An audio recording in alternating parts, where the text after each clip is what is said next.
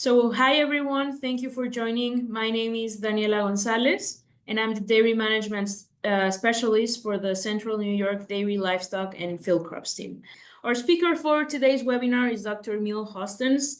He graduated from veterinary medicine and got his PhD at Ghent University in Belgium, and he also completed a master's in computational statistics in 2016. He is now Associate Professor of Digital Dairy Management at the Department of Animal Science at Cornell University, and his lab is focuses on developing data-driven science that eventually contributes to sustainable food production systems from a global perspective. So with that, Miel, thank you for being here, and I'm gonna stop sharing my screen so you can start whenever you're ready. Thanks for the invitation to talk on the topic, which is really on the, let's say, on the interface between, let's say, something very practical, something that a lot of people talk about all day. That's the whole concept of culling, about economics on top of that. And then suddenly we bring in that AI component, which makes it very interesting because the techniques that we have are completely different than what we had before. Now, I will first of all make a disclaimer that I'm maybe not the biggest expert, let's say, in the real culling economics component, but I do have that sincere interest to try to find out what's really going on.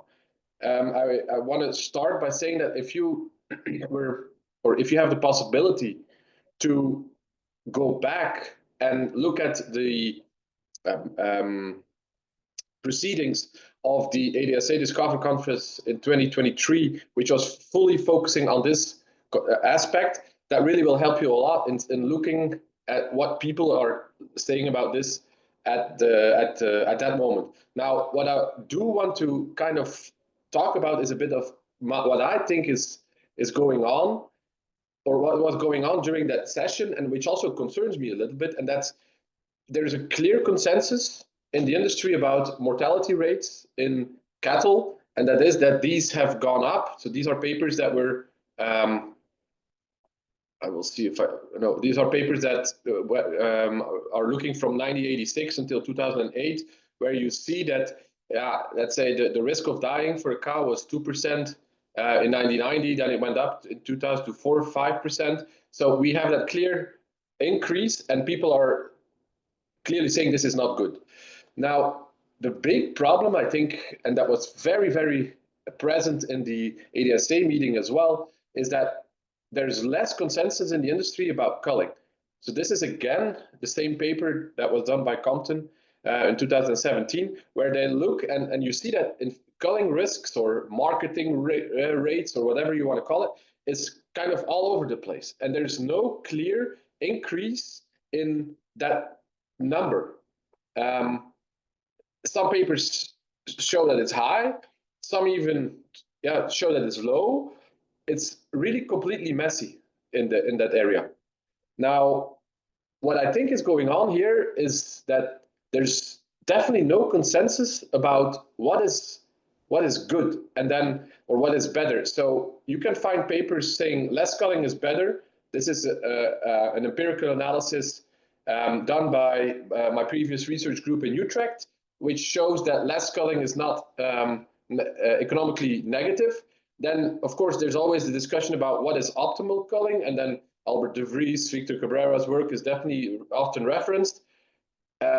And then there's even right now some work at Cornell done by Daryl Neidem and Steve Eicher, of course, that was also discussed in the previous recording I saw, is that people start saying that maybe we should have higher cull rates.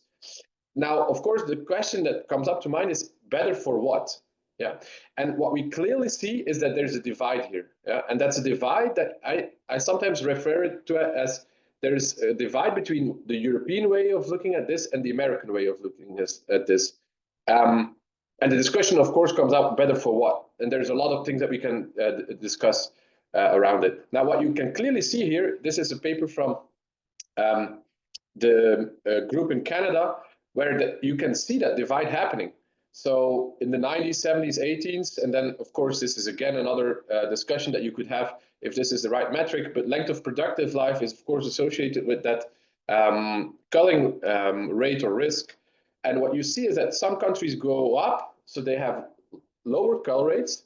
Yeah, some remain straight, and then some really go low, which are probably reflected in higher cull rates at that moment as well. So there's a really, let's say that spread around around the whole high versus low cull rate. It's there, as probably because we as an industry have quite confusing messages at this stage.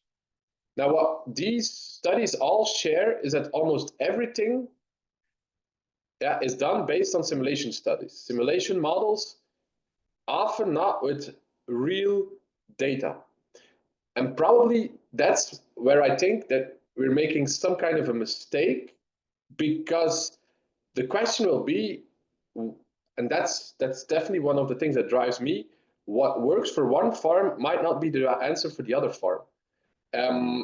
And these studies typically they generalize. Now, if you think about the world of data, that has completely changed. Yeah.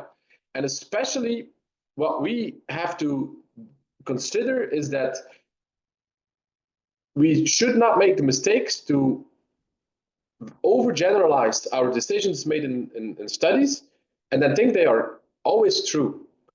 And we should find a way to include the real data from the real farms to make their decisions better, not the general decisions.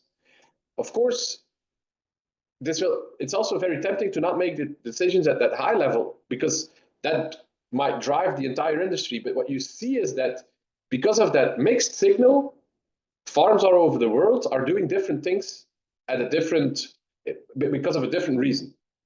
Now, I want to emphasize on the fact that we have a lot of data available on farms, which might help you to not generalize that discussion.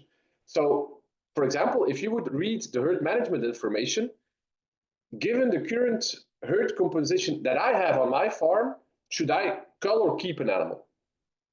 And that goes back to what one size doesn't fit all. We added omics over the last years to this kind of data set. So a farmer might ask, should I cull an animal or a group of animals, whatever you want to say, which has a genomic test with result X? And you could even think about adding it to the previous one. We have biomarkers. What if you have a blood test from a specific animal that tells you something about the animal? How does that influence the decision to keep or cull? That will influence. For a specific farm, it will influence. And then we see nowadays, and this is something that has never been explored, but if I had a way to find out, for example, from my sensor data, which animals are laying down more in my barns, my very specific barns, maybe that's an animal that I would like to keep because I know that information, because the animal, for example, fits well in my barn. Again, very generalizably speaking, the model would say X or Y, but what if I had that information on top of it? What if I had even some vision on there? And this is something that we're exploring at this moment. Given that you are observing a specific behavior in an animal, could we add that information to a model, and then it might influence the decision to keep or cull? And this might sound strange, but for example, what if you would find out very dominant animals in a herd, or very low animals when it comes to dominant? So would you want that animal in there? So those things become possible nowadays only through AI. The last one is, of course, precision agriculture has added on top of that. What if my current phosphorus or nitrogen balance of my farm is saying X? Yeah, should I do this with this animal? Should I keep it or cull it? And these decisions could also be, should I treat the animal or not? Should I inseminate or not? At that moment, it doesn't matter anymore what kind of decision that you want to make. And this has changed a lot over the last years. The thing is that most of the, let's say, models, they only start with the first one. They use the basic herd management system information, and then they start from that information, let's say, in a simulated way. We almost ignore the rest of it. And what you see is that, especially in the groups that are doing some simulation models, the speed at which we can incorporate these new phenotypes, yeah, or even genotypes, it slows down the, let's say, it troubles many of the decision support models. And these decision support models are made in such a way that almost no farmer can use them. I think a lot of you are still using cow value, but if you think about the formula behind cow value, should we still use it? Isn't it time that we update it? Isn't it time that it starts including some of this information that we have available? But that's also a challenge, because how do you bring that new model into an industry which, for example, might not even be ready to change? Because we have so strong visions on low call rates are good or high call rates are good. We're focused on those end results, whereas what we know in the field is that for each of these farmers, it might be different. And that's what these farmers are complaining about. They are confused and they want to find out what works for my farm might not work for my neighboring farm, but I want to make that decision on myself. So that whole concept, what has happened there is that we created within the industry a peak of inflated expectations. We added more data and we promised our farmers that we will use it for decision support. But in reality, almost nobody is using it yet. We are using it a little bit based on some lists, but the list is not a decision support tool. Yeah, a list you can make and then you can add some information from, but that's not in fact how you should manage a production process like what we do now. We had a peak of inflated expectations, and what you see is that I'm now switching here to, for example, something that we wrote about animal welfare, but that's the same discussion. We created so many expectations, we create so much more data, we promise these farmers that we will combine all the data, and we don't do it because we have people that don't have the skills. I've seen vets like me trying to create these kind of integration platforms, but they have no idea where to start from. Yeah, because you need to integrate. You don't need to just generate, you need to integrate. And the speed at what we're doing it is of integration is lower than the speed at which we're currently creating more volume. And because of that, some of the data even starts fading and the value of it becomes lower and lower. So there's the technology trigger to generate more data. And nowadays, tomorrow, I'm going to give a talk at another conference about vision. But vision is the same problem. Right now, you see companies coming in again saying, we're going to do this and this and this with vision. But the thing is, you need to integrate it to make your decisions better. And the decision of culling is just one of the decisions that you have to make. AI has troubled this completely, especially because AI is one of the, and AI, people often, for example, right now will associate the AI with, especially, let's say, the large language models, ChatGPT, those kind of things. But to give you an idea, that will only make it more complicated. Right now, I have people coming to me, we will give all the data from a farm to AI and it will solve it. Forget about that. That's not possible. It's at this moment, it's not possible. I've seen people try it. It fails, because it's a very complex domain and you need to understand it well enough to be able to model it correctly so that the model will give you the right answers. The models right now are not that smart yet that they can handle the things that we have in our head, the complexity of a dairy, to make decisions just out of the box. Now, what we see with these AI tools, and this is an example that is within the academic world active, is that this is a report which was published on Elsevier. So it was it's in fact the same publisher as Journal of Dairy Science. And what you can see in this paper is that if you zoom in to the last section of the paper, you can read out loud, in summary, the management of bilateral iatrogenic I am very sorry, but I don't have access to real-time information or patient-specific data as I am an AI language model.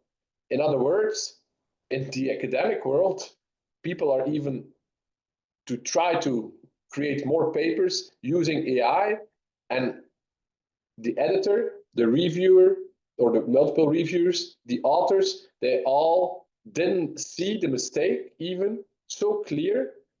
In other words, we need to be aware of that this AI is also giving us some pressure. Yeah, we should do the right things. We should stop doing the wrong things. Yeah, we should start using AI at its maximum effort, but we should do it different. The industry reality is this one. I will use this figure often just to show this has been shown in New York Times. This is the problem, and there's a lot of companies right now jumping on this.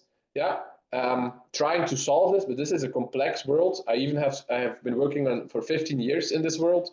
Yeah, trying to get rid of this because this is what I really don't like. The reality is that this exists on farms as well. This is one of my European farms I still work with. 3 computers, no discussion. This is Kirk, the same problem, even 4 screens. Yeah, none of the tools talk to each other. This is not what we want. So the reality is there that the industry is generating a vast amount of data. Yeah, but we want to overcome, in fact, that problem. Now, I've made a decision in that one. So 15 years ago, I was already working in this. I was one of the initiators of the dairy data warehouse. At that moment, Dillaval bought the company from the university, partly. Dillaval now uses it as a kind of an integration tool. But some of you might know probably that I also was involved in the whole Moogle project. So the Moogle project is a very similar, let's say, approach, but we were adding the complexity of sensors, omics, vision, wearables, whatever you can think about to that. Some of you might use the Farm ES program. In the back of the Farm ES program, the Moogle program will suck information from dairies and then bring it to the tools. Now, you need to know that this is something that I've been working on a long time. And I've especially acquired domain knowledge about engineering, computational methods, computational infrastructure. You need to have that knowledge combined. You cannot say, I can do this because you did it on a one-time export from Dairycom.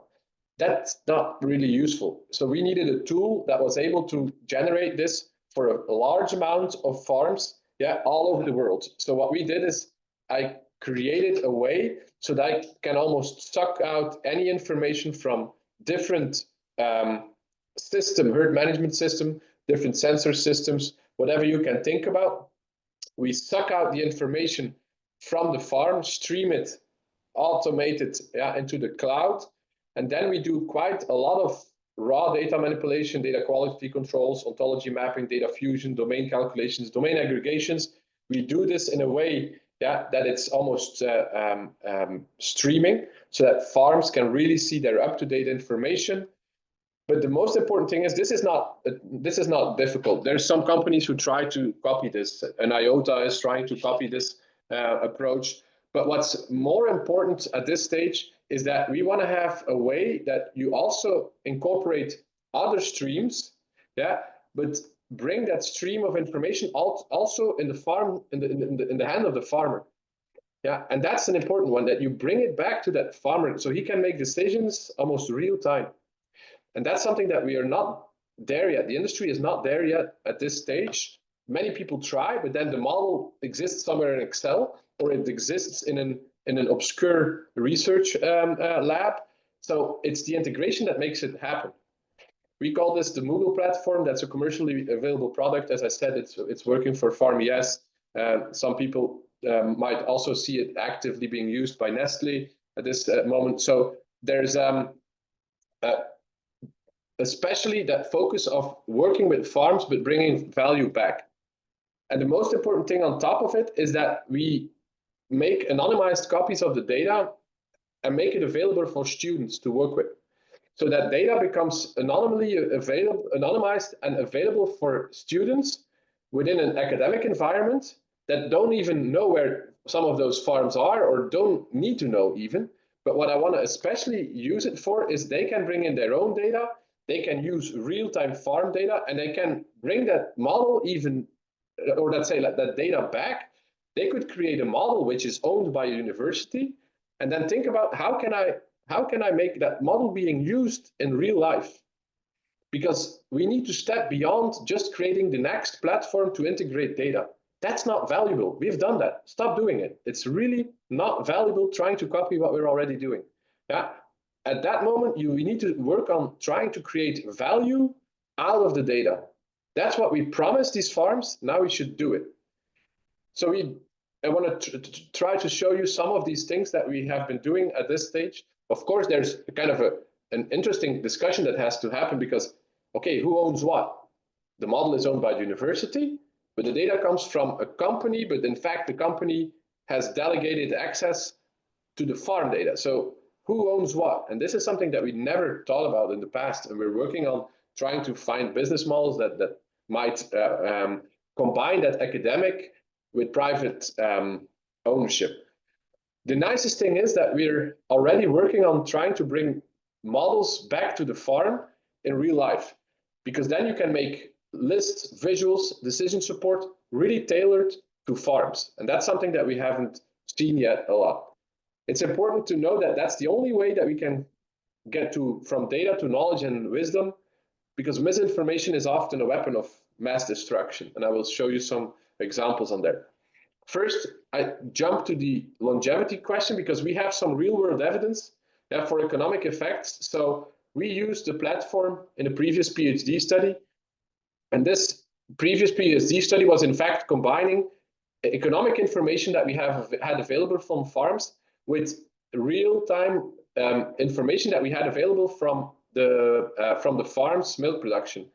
So we had 1,800 herds that were followed, including their economic information, and we combined it, and eventually we had 1,600 herds that were in the data set with full milk records, and we had their financial information.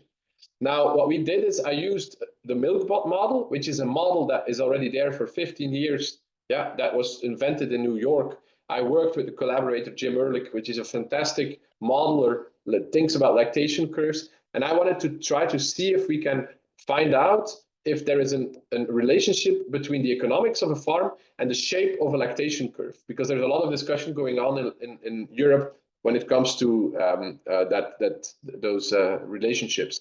Now, I don't want to go into the details about the shape of the lactation, but one of the interesting things that I want to show you is that we had income over feed cost per cow as an outcome variable from the platform. And then what we try to do is model the association with the lactation curve, but I also included the effect of the age of the farm, of the milking cows. So the age of the milking cows would be a proxy for your cull rate. So we included it. And what was very interesting is that if we look at income over feed cost per cow, we had we had the highest percentage of variation being explained by the model, which was 14% in this. Yeah. But what we find out is that the herd age did not have any effect on the income over feed cost per cow. A data set of 1,600 herds in the Netherlands, no effect of the age of the animals. Whereas in the Netherlands right now, there's a tendency to state that older cows will produce more milk and this and that. And what was nice is that if we look at the real data coming from farms, real data, then we could not find that association between the age, the longevity, let's say, the cull rate, and the economics as measured by income over feed cost. But there was a but, because I also had income over feed cost calculated per hundredweight. And this makes it different. But the funny thing is that our model was only able to explain 0.18% of the variation, which was almost nothing. Well, not almost nothing, it is nothing. So very, very little variance was explained by our model, although we found some significant effects. And again, I'm not going to focus on the lactation curve characteristics. But what you can see is that for a herd to become half a year older, there was an increased income over feed cost of 0.06 euro cents, so you could say dollar, per hundredweight. This was a data set for which we had data from 2008 until 2015 in the Netherlands. Yeah, and that income over feed cost per hundredweight, interestingly, was being affected by the herd age. And then you can see that 0.06. Now, what is interesting to think about, because I showed this data to some people around the world, and people always ask, what about the labels in those countries? And I know this is in Dutch, but Focus Planet is a label that has been put on by Friesland Campina for farmers. And when they get specific metrics, then you get a premium. And the funny thing is, for those who would understand Dutch, but I guess you won't, but if you are in the highest age of your herd category, you get roughly 10 cents per hundredweight more at this stage. So if you go back to the 0.06 per 100 liters, the thing is, I did not have access to the data that would explain whether these farms were getting the premium or not. Why is that? Because I can only guess that they got it because of the herd's age, but Friesland Campina, of course, has changed those metrics over time, and I don't have access to that exact moment when it was done. The thing is that the question that comes up is the effect that we see, is it an effect of the premium, or is it really reality that older farms get a better income over feed cost per hundredweight? Definitely not per cow, but it does for a hundredweight. And why do I think it's interesting to tell you as well? Because I want to show you how impactful that real data analysis can be. So I also analyzed the average herd life of an animal in our data set that we have, because we have hundreds of farms around the different countries. This is the reality of the herd life in the Netherlands at this moment from 1970, from the 90s until now. And what you can clearly see is that indeed the Dutch population, which is genetically very close to the Belgian population, because it's only one genetic company who's really, let's say, dominant in that region. And what you can see is that with the same genetics, but different politics, a different longevity is achieved. So the population average at this moment, the difference between the two countries is a year. So the same genetic pool, a year difference in longevity in these animals, and probably based because of a different politics. In the Netherlands in 2017, there was a phosphorus quota implemented, which pushed these farmers to get rid of young stock that you heard in the previous talk, I think last week or the week before. That really has a big impact. And indeed, as from 2017, you go up in your herd life, but not because the farmers, let's say, envisioned this as being good, is because the politics made them do so. And then, of course, the question is, how much should we try to change this if we cannot take into account politics, for example, that might change this situation completely? Now, lifetime production, I will skip this one. Lifetime production, of course, is then higher in the Netherlands than BE. Yeah, but if you express it per day of life, it's even the Dutch population is a bit lower than the Belgian population. Longevity also in the Netherlands is often, we know that the Netherlands has quite some active, let's say, regulation around it. What I want to go back to is that if you think about this previous graph as well, if you have a premium system across states, it's funny to think about, because then what's the benchmark? You will have to have a benchmark within a specific political region, for example, that because the benchmark for the Dutch would be way too low compared to the ones in Belgium. So that's something which overcomplicates this whole situation. An interesting also point that we saw, this is some work done by the Royal GD in the Netherlands. They looked at longevity and then association with cattle health on a really large scale. A nice study that, in fact, what they found out is they looked at farms that were on high longevity, medium, increasing, low, decreasing, varying, and they categorized these 6. And then what they did is they looked at what are some of the proxies that we can find for animal health. And what you see is that the ones with high longevity, so keeping their animals longer, they had a high percentage of high somatic cell count cows. Yeah, bulk milk tank somatic cell count higher. Not so surprising. Yeah. Antibiotic use in the adult dairy cows higher in the long longevity. Yeah. So what you can clearly see, also the herds with a high antibiotic use in dairy calves is lower, but why? Because they don't have a lot of young stock.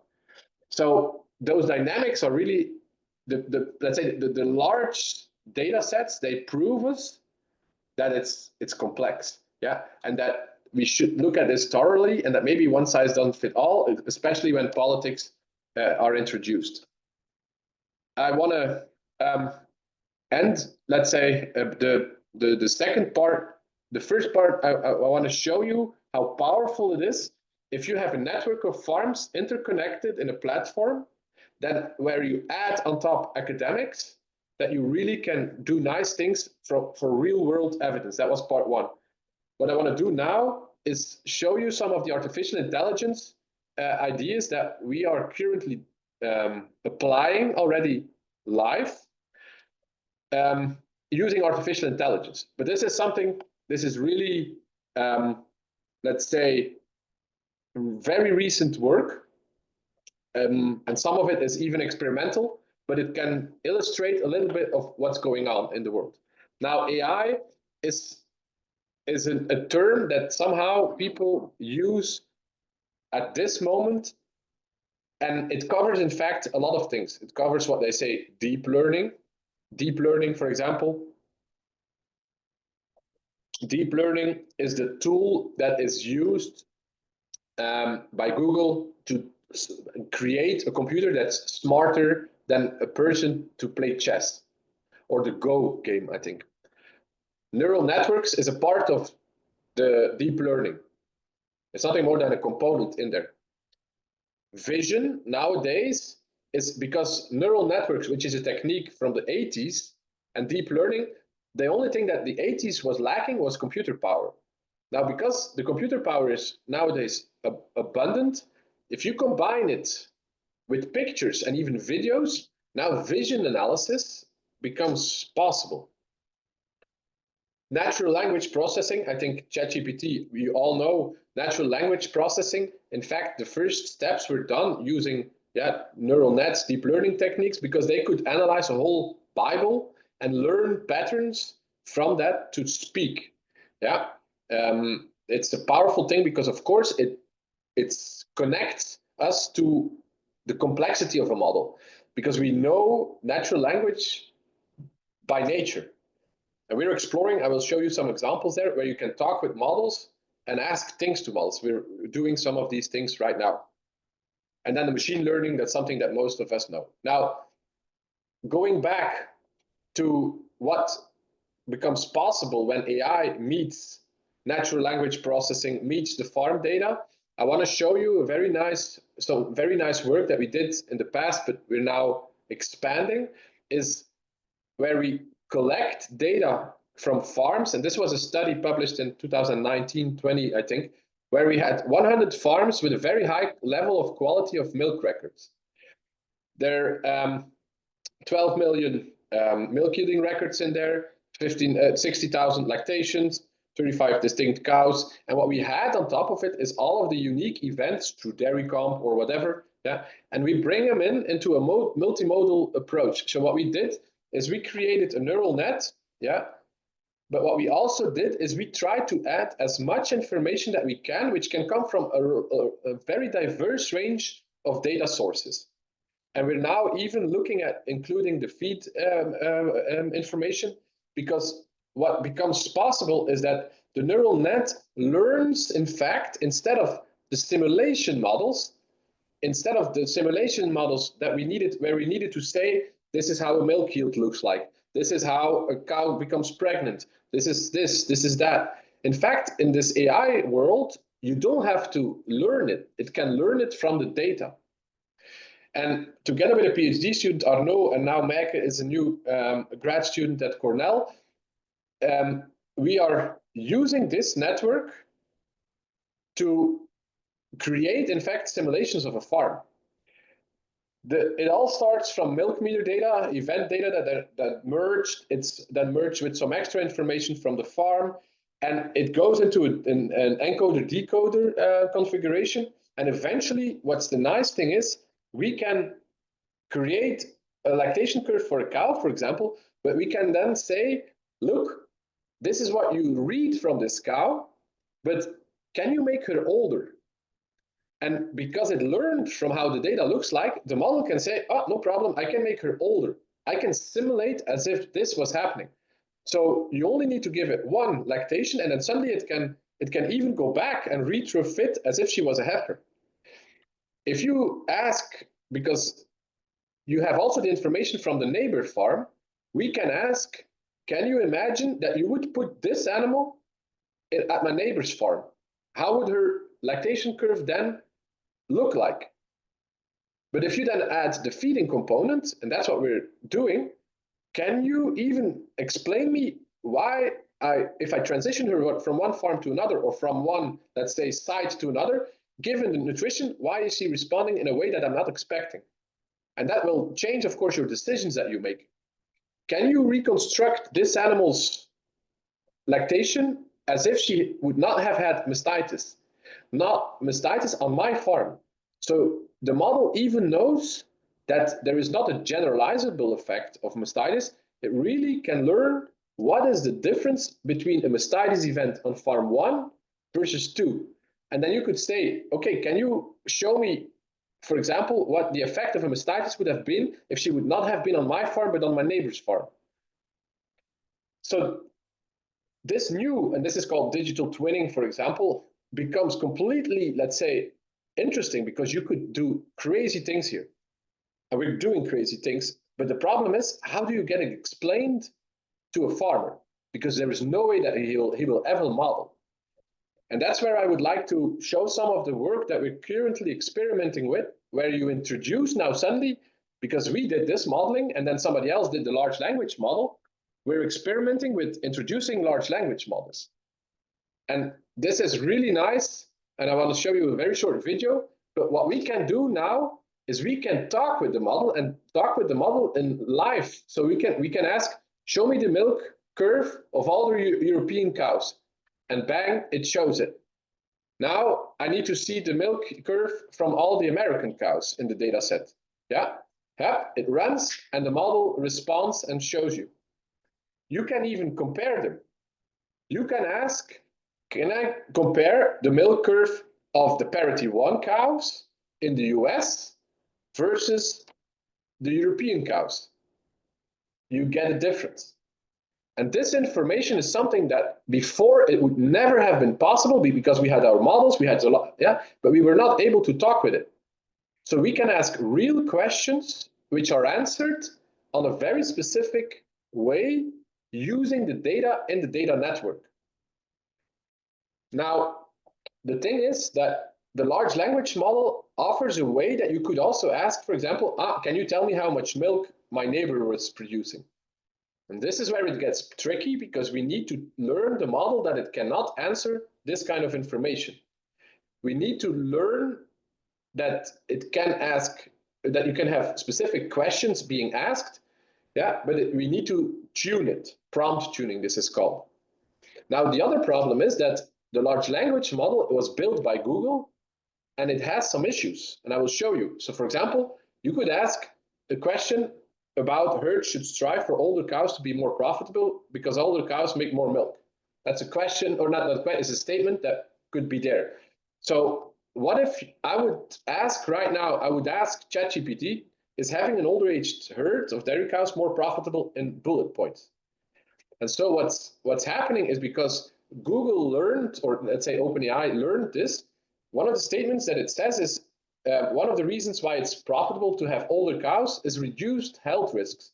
Older cows may have already passed through periods of high susceptibility to health issues, potentially reducing the frequency of severity of health-related expenses. This is not right. This is where ChatGPT learned from all the documents on the world, but it learned it wrong. What we are currently doing is not ignoring that what Google did or what OpenAI did was interesting. They used a massive data set to create a pre-trained large language model. And what my postdoc Anna at this moment did is we looked to try to say, look, we create a new knowledge base. And the new knowledge base is all the PubMed articles from Journal of Dairy Science, Animal Science, whatever you can think about. We scraped the Journal of Dairy Science abstract. And then what we did by using a RAG model, retrieval augmented generation, we generated a new model that has the base model, pre-trained trainer, but we augmented the information with the information being there in Journal of Dairy Science. And because of that, what becomes possible is that you can ask questions where the model is much more aware of the dairy industry. What additives can be fed to reduce methane? And the model, because it learned from the abstracts more than it did before, I'm going to shut down this. Yeah, the sun a bit. So the model really reacts by using, let's say, the reality. So instead of being wrong about the frequency of health risk or the frequency of disease in older cows, it now knows more about the real context. What we're doing now is also adding that model to our lactation curve model, where you can ask, okay, this is what I observe now in my lactation curves. Can you simulate as if this was happening? And can you advise me if I should be using this product to change my lactation curve, for example? So it's a combination of things that eventually will help us to do this. One of the nasty things, and with that I will add, is that what does the future look like? Because one of the things that all these models share is that they need to have a lot of data. And this is painful because, well, if I talk to farms, and I talk to a lot of farms directly where I work with, it's not a problem when you start using their data as long as you help them. But the problem, of course, is that it's a bit fuzzy. What we are doing right now, and I'm doing this also together with the Moogle project, is we are trying to look at a way that the Moogle project doesn't need to collect the data anymore, but it enables the modeling. And what we're doing is not getting all the data together to train the model. No, we're looking and saying, look, we're going to change this paradigm of getting all the data of farms together in the cloud. We're going to bring, in fact, smaller pieces of the model to the farm, train our model partially, and then create a kind of an overarching model in the cloud, not using the data from the farm, but using, let's say, the insights from the farm. And because of that, you really diminish the chances that some of the privacy sensitive information which might be on the farm is lost, but the information which could help him understand and compare and whatever, himself, or think about, okay, if I do this on my farm, will it also work for my neighbor? Some kind of this, that becomes possible. This is what they call privacy preserving AI. We're working with some NSF project at this moment to try to see if we can get this going. But again, it will be a combination of academics and private industry, because we need a partner that is able to install this on farms, to maintain it on farms, and work with it. And with that, I hope I gave you a little bit of an overview of the possibilities of AI combined, let's say AI data combined with the complexity of decision making and the new things that will become possible in the near future. All of my presentations, normally I'm bringing up to the website. All of this is a big team effort. I have an amazing team of people at this moment, PhD and postdocs, who will be helping me out on creating more of these really nice, let's say, nice output. And with that, I'll stop sharing, and I'm open to any questions. Thank you so much, Miel, for that great presentation. Very interesting to see the work that you are doing right now. Pretty exciting. We do have a couple of questions. Number one was informative. Can Moogle and its integration with the farm program be explained? If you could touch again a little bit of that integration. So what happens is that this all started because what I did in the past is I often worked with farms and they would have different softwares. So I think let's say in the US, you probably have a dominance of Dairycom, but I live in a world where, let's say, also Europe, we have an enormous amount of varying companies. And I had the idea that I could bring analysis in the IDs of these software programs. I tried that, but that failed because you always have one guy who doesn't want to do it because he thinks it's not necessary, which I understand. At that moment, I was working with farms who had Dairycomp, they would have Uniform Agri, they would have PC Dart, and they would always ask me to do an analysis. And I was kind of frustrated with the fact that I wanted to be able to serve these farms the same analysis, the same vision, the same tools that I was using in academics or whatever other side. So what we did is we started to say, like, let's leave these farms to work with the software they want to work. Because that's something that we tried with Zoetis. We had a big proof of principle in Europe where we tried to change farmers to switch software. And I know that happened because of BST in the US to Dairycomp, where it was really massively rolled out. But nowadays, that doesn't work like that. You see farmers make their own choices. They like the program or they don't like it. They switch. They have an incentive to switch or not. But that should not hold, let's say, the analysis on top of it. So what we do is, with permission of the farm, we install a very small piece of software. And in fact, it's like a Google Drive, but much more, let's say, much smarter, because it will scan for different sources of information on the farm. And then we can say, okay, from this farm, I want that piece of data. From that farm, I want that piece of data. Yeah, and it should be sent or it should not be sent. There is an entire system of support around it. The system is updated automatically. We can say which farm has to be uploaded once a day or once a week or once a month. And then what we build on top of it is a layer for advisors, academics, whatever you can think about, where you visualize that data or you analyze, you serve it so that people can have, let's say, one pair of goggles. Now, so Farm ES and Vila are using the platform at this moment. There's also people in Wisconsin who are using the AccuTrim system. So that's a way to collect information from hoof health. Yeah, that they are using the system. We have Michigan State University. There's the Spartan nutrition model that we integrated. Yeah, of course, now I'm at Cornell. I'm also thinking about, okay, can we implement other models? We have the Dutch model in there.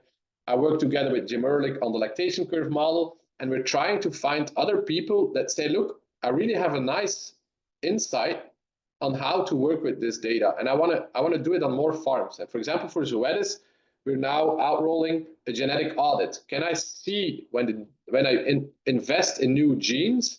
Can I see if this is really effective also in the output? Can I see the phenotypes changing? Yeah, because farmers trust the data that's out there from Zoetis, but they want to see it. But that's on a commercial level. And what I can do is I can make arrangements about anonymizing some of that data and then analyzing it for the good.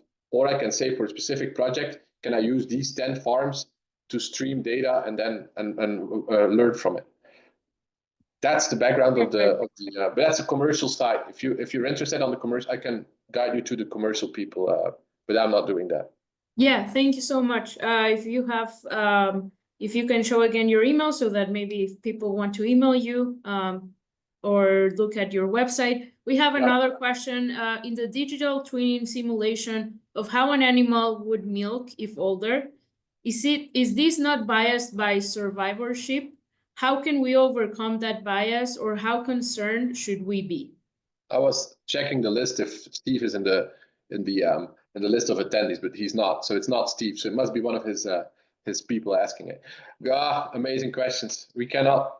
Steve lives down the road here, so we already discussed how can you even how can you model survivorship? That's the thing. Um, um, I'm trying to find a way if we could use AI to learn that bias. I don't know.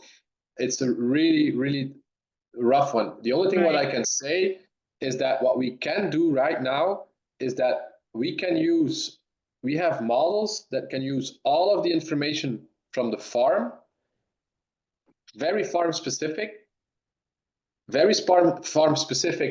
event simulations, and where we can say if she would not have died, how would her lactation look like, including all the risks for disease that we know from the farm. That's how a digital twin right now could work with that.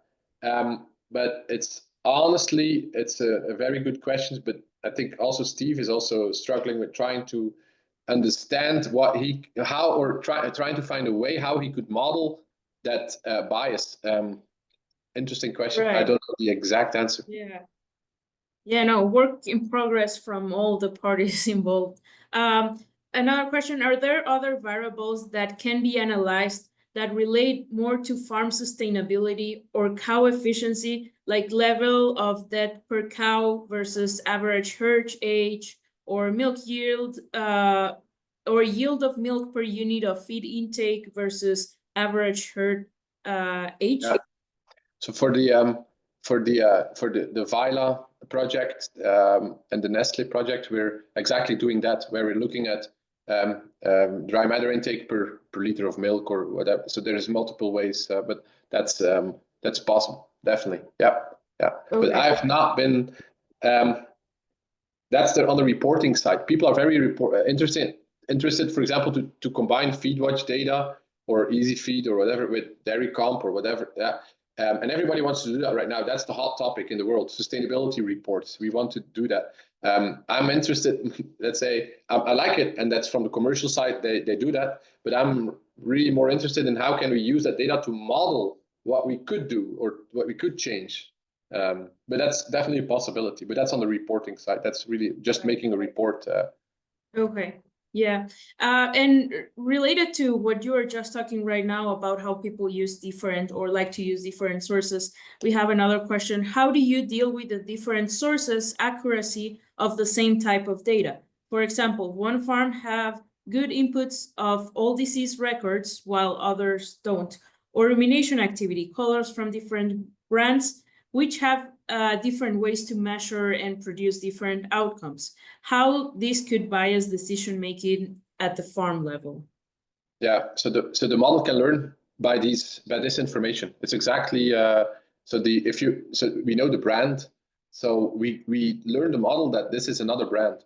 So it learns it himself. It's like we learn it a herd effect. That's in fact what you're saying. You add that information in a multimodal way to the model, and then you say, look, you can use it. You do not have to use it. You can use it, and so that's what's happening. Eventually, it will bias some of the decision making if you do not add it to the model. But we add it specifically to the model as one of the things.